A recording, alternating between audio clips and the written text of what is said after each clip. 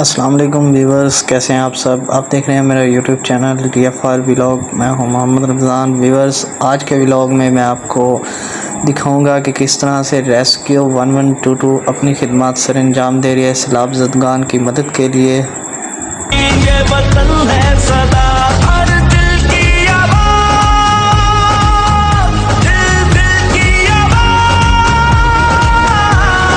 पाकिस्तान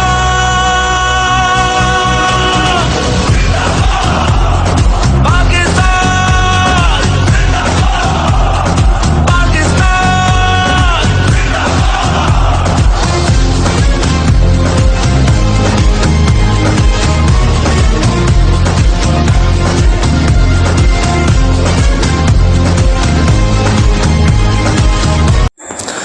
ये तो viewers rescue 1122 की खिदमत, जैसा कि आप देख रहे हैं लाइव कैमरे में।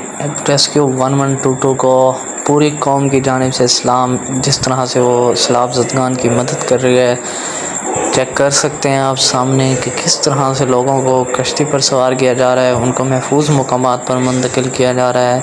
ये सब हमारी फ़ोर्स रेस्क्यू 1122 कर रही है।